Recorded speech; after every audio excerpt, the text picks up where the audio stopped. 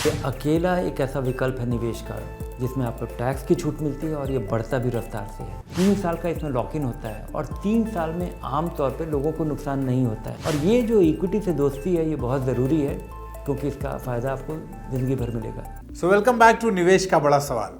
अच्छा, आप में से बहुत सारे लोग ELSS स्कीम के बारे में जानते होंगे या सुना होगा इसके बारे में, इक्विटी लिंक्ड सेविंग स्कीम। अब जरा सबसे पहले इस स्कीम से जुड़े कुछ आंकड़े जान लेते हैं और फिर करते हैं आगे की बात। फाइनेंशियल ईयर 2023 में ELSS स्कीम में जो फंड का इनफ्लो था वो था 7,744 करोड़ रुपए। लेकिन इस फाइनेंशियल ईयर में इस स्कीम में फंड इनफ्लो का आंकड़ा गिर कर पहुंच गया 1,040 करोड़ रुपए। तो ऐसे में लोगों के बीच इन फंड्स की लोकप्रियता कम क्यों हो रही है? इस टॉपिक को आज के एपिसोड में डिटेल और आसान भाषा में समझते हैं धीरेन्द्र सर।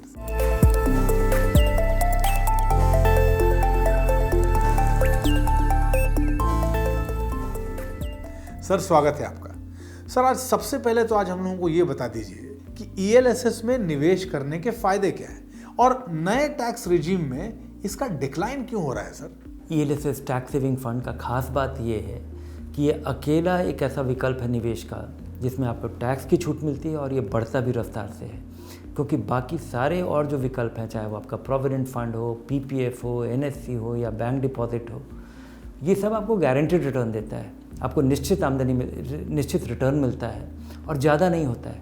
अकेला चीज़ जो कि इक्विटी में लगाता है। और एक दूसरा चीज़ ये है कि इसकी वजह से बहुत सारे लोगों को इक्विटी का एक्सपीरियंस हो जाता है। आप टैक्स सेविंग फंड में पैसा लगाते हैं, 3 साल का इसमें लॉक इन होता है और 3 साल में आम तौर पे लोगों को नुकसान नहीं होता है। लोगों को नुकसान तब होता है जब वो उत्साहित होकर बड़े चढ़े बाज़ार में पैसा लगाते हैं और अचानक बाज़ार गिर जाता है और वो घबरा के अपना पैसा निकाल लेते हैं। टैक्स सेविंग फंड में आप पैसा लगाते हैं, आप निकाल नहीं सकते हैं, इसलिए आप देखते नहीं हैं तो आपको फ़ायदा हो जाता है। 3 साल के पहले आप कुछ कर भी नहीं सकते हैं।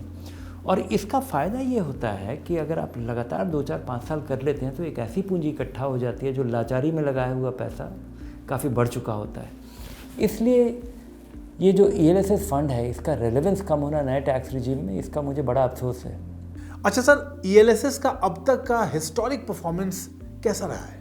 अगर आप ELSS का परफॉर्मेंस देखिए तो इसकी तुलना आप PPF से कर सकते हैं, क्योंकि उसका 15 साल की अवधि में अगर आप कीजिए, जो कि बहुत ही पॉपुलर इन्वेस्टमेंट व्हीकल है, तो अगर आपने PPF में पैसा लगाया होता, 15 साल तक लगाया होता और जिस तरह का रिटर्न मिला है, तो मैंने देखा है कि उसमें लगाया हुआ पैसा बढ़ता है और एक ऐसी पूंजी इकट्ठा हो जाती है जो खासी अच्छी है।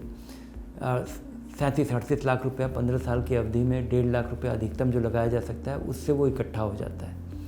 लेकिन अगर यही पैसा किसी सबसे ख़राब टैक्स सेविंग फंड में अगर लगा होता है जिसका प्रदर्शन सबसे कमज़ोर है, तब भी उसमें PPF से ज़्यादा रिटर्न मिला है पिछले 15 साल में। और एक एवरेज फंड में लगा होता तब वो 70-80 लाख रुपया होता। और जो सबसे बेहतरीन प्रदर्शन वाला जो टैक्स सेविंग फंड है उसमें ये पैसा 1.5-2 करोड़ रुपया हो जाता है। तो सर, क्या आगे आने वाले समय में भी ELSS रेलेवेंट रहेगा? नए टैक्स रिजीम में ELSS फंड का रेलेवेंस ख़त्म हो गया, क्योंकि नए टैक्स रिजीम में किसी भी तरह का कोई एग्जेम्पशन आपको नहीं मिलता है। टैक्स रेट कम है, कमाइए और उस पर एक सर्टेन लिमिट क्रॉस करने के बाद उस पर आपको टैक्स लगता है और टैक्स का एक कम रेट है पुराने रिजीम की तुलना में। और चूँकि कोई आपको छूट मिलती नहीं है तो ELSS का रेलेवेंस रहा नहीं। लेकिन तब भी मुझे लगता है कि सारे नए बचत कर जो लोग नए नौकरी में आते हैं, जो पहले शुरुआती 4-5 साल में जब आपकी आमदनी कम होती है, तो टैक्स सेविंग फंड में पैसा लगा के पुराने रिजीम में रह करके आप अपना टैक्स बचाइए। ये जो मैं कह रहा था कि इसका 2 फ़ायदा होता है, एक तो कि आपका टैक्स नहीं लगता है, पैसा बढ़ता है और इक्विटी का आपको आदत हो जाता है।